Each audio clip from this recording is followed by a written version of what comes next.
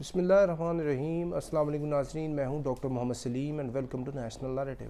ناظرین، صدر پاکستان جناب ڈاکٹر عارف علوی صاحب کے ٹویٹ کے اوپر پورے ملک کے اندر بلکہ پوری انٹرنیشنل کمیونٹی میں، انٹرنیشنل میڈیا کے اوپر بھی عمومی طور پہ چرچا ہے، اور یہ جو آرمی سیکرٹ ایکٹ اور آفیشیل سیکرٹ ایکٹ جو ترمیمی بلز تھے، اس کے اوپر جو دستخط کرنے تھے صدر نے، یہ بحث چھڑی ہوئی ہے۔ صدر کہہ رہے ہیں کہ میں اللہ کو حاضر ناظر جان کے کہتا ہوں یہ میں نے دستخط نہیں کیے، جبکہ دوسری طرف دستخط نہیں بھی ہوئے، اس کے باوجود جو ہے یہ بل جو ہے وہ قانون کی شکل اختیار کر چکے ہیں۔ اس کے اندر صدر جو ہے وہ ان کا کتنا کا رول ہے، ان کی کتنی کوتاہی ہے، اور اس کے ساتھ ساتھ جو ہے زور زبردستی کتنی ہوئی ہے، اس چیز کے اوپر پورے پاکستان میں اور دنیا میں بات چیت ہو رہی ہے۔ تو عمومی طور پہ جو بات ہے کہ ابھی جو صدر پاکستان ہے، supreme commander of armed forces ہے، پوری ریاست کا وہ سربراہ ہوتا ہے اور سب سے بڑا ایک آئینی عہدہ ہے، اور اس شخص کے پاس بھی یہ اختیار نہیں ہے کہ وہ اپنی مرضی کر سکے۔ یعنی یہ نیریٹو ہے صدر مملکت کا، اور اس کے ساتھ وہ معذرت خواہ بھی ہیں کہ یہ یعنی معذرت سے ان کے لگ رہا ہے کہ یہ جو ابھی قانون بن چکا ہے تو اس کا مطلب انہوں نے اس کو تسلیم بھی کر لیا ہے، اور جو ان کا کام تھا وہ نہیں کر سکے، اور ابھی لوگ چاہ رہے ہیں کہ یہ کام عدالتوں سے کرے۔ تو یہ کام ایسے نہیں ہوگا، اور یہ جو سول بالادستی کو ذبح کیا گیا ہے، اور جمہوریت کو، سیاست کو، ویلیوز کو، یہ سب کو جو پامال کیا گیا ہے، اس کے یہ سارے لوگ ذمہ دار ہیں۔ اور یہ پچھلے 16 مہینے میں کیا ہوتا رہا ہے، اور پچھلے اتنے سالوں عشروں میں کیا ہوتا رہا ہے،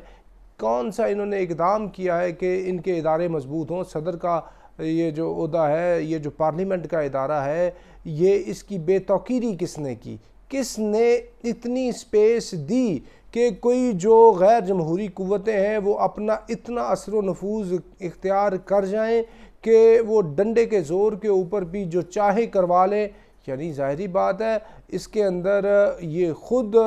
کرپٹ اور اس طرح کی پریکٹسز کے اندر انوالوڈ تھے کہ انہوں نے بھی خود لوٹا، اور انہوں نے یہ چاہا کہ ان سے باز پرس نہ ہو، اور دوسرے جو غیر جمہوری قوتیں ہیں جب ان کو پتہ چلا کہ 9 مئی پرٹیکولرلی اس کے اوپر اتنی بڑی لوز بال دے دی ہے اور قومی علامتوں کے اوپر ان جمہوریوں اور سیاسیوں نے حملہ کیا ہے، تو پھر وہ اپنی باری لینے کے لیے انہوں نے بھی کوئی کسر نہیں چھوڑی۔ اس سے ہو کیا رہا ہے؟ اس سے نقصان تو ملک پاکستان کا ہو رہا ہے، لیکن اب کی بار اس پرٹیکولر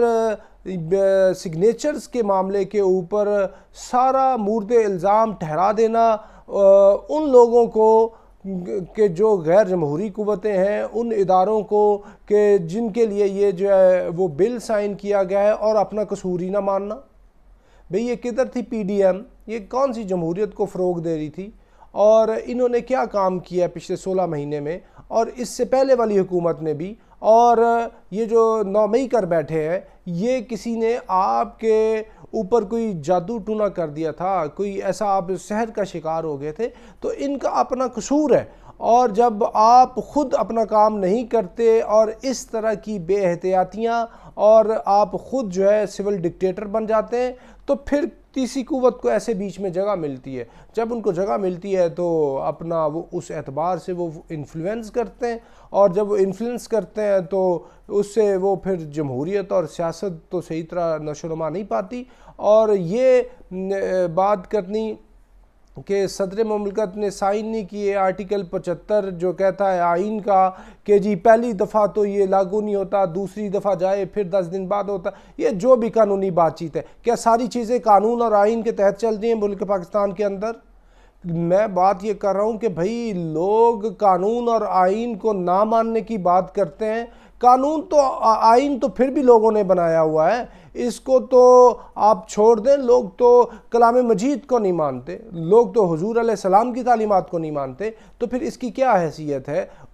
کلام مجید کے سامنے؟ تو معاملہ یہ ہے کہ یہ پورا اخلاقی، سیاسی، جمہوری، معاشرتی زوال ہے، اور وہ یہ جو زوال ہے پوری اپنی شان و شوکت سے آ رہا ہے، اور یہ اس کی مختلف آپ سمجھ لیں کہ جزیات ہیں، یہ مختلف اس کے اینگلز ہیں،